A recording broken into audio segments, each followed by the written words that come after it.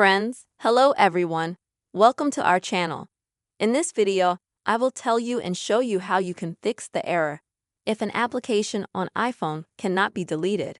Please, friends, don't forget to subscribe to our channel. Be sure to put likes under this video and also write your comments after watching.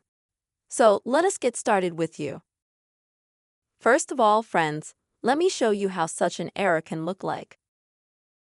Let's say, when you want to uninstall an app, you tap on it, hold it down for a long time, you press delete app, and you don't get this delete app in red. You only have delete from, let's say, the work screen. If you get that error, you can't remove that application from the screen.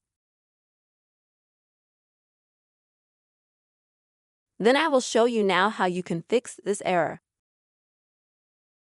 First of all, friends, you will need to open the settings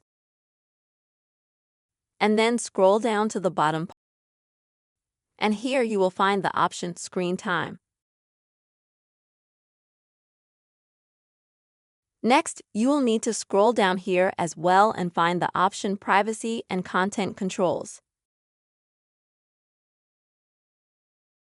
After that, go to iTunes and App Store Purchases and then uninstall apps. So friends, if you have the second option enabled here like I have at the moment,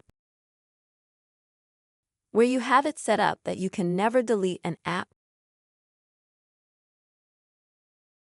then of course when you try to uninstall an app, you won't be able to uninstall it, unfortunately.